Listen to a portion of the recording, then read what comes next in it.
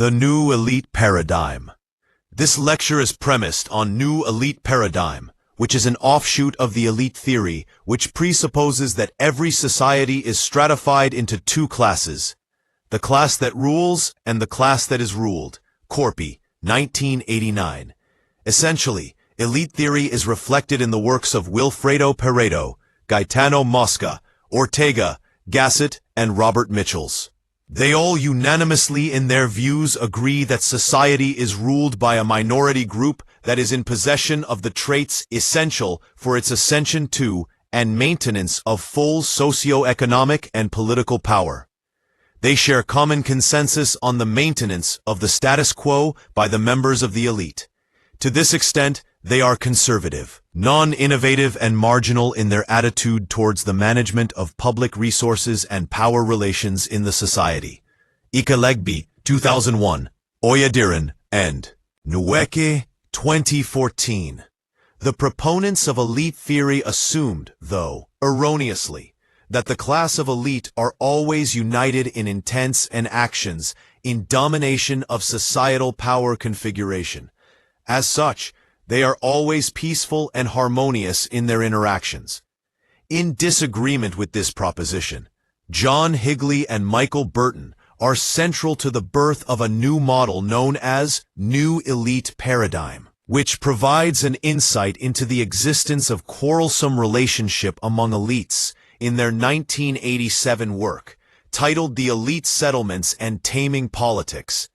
A number of other scholars and works like Best and Highley, 2010, Dogan and Highley, 1998, Field and Highley, 2012, 1981, Highley and Burtton, 1989, 2006, Highley et al., 1990, have espoused further on intra-elite conflicts. Lopez, 2013, Highley and Burtton, 1987, concluded that the new elite paradigm is premised on three basic propositions. Firstly, elites can be divided, competitive, or disunified. Further to this, they explain that inter-elite conflicts are characterized by ruthlessness and violence, as elite factions, where they exist, deeply distrust each other. This division prevents cooperation among them to contain societal divisions or to avoid political crises, as interpersonal interactions don't go beyond factional lines.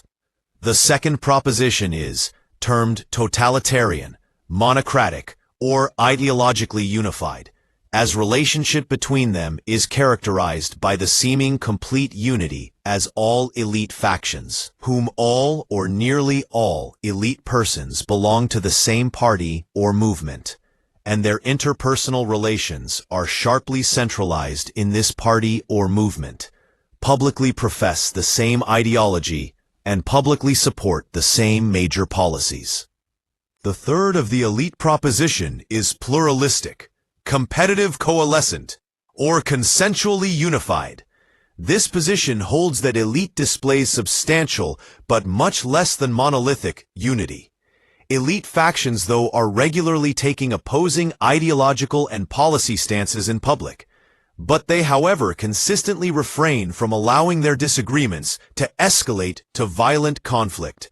Although they complain against each other on policy questions, they mostly share a tacit commitment to abide by common codes of political conduct centering on the norm of restrained partisanship.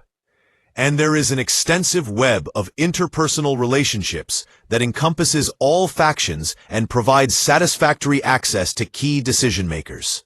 Lopez, 2013, building further on the propounded model, hinted that elitism can be manifested in three dimensions of A, disunited, B, consensually united, or C, ideologically united. This lecture is adapted from Chief Olorunsewa Elijah Ola's ongoing research titled The Crumbling Edifice, a Review of Nigeria Traditional Institutions. Thank you.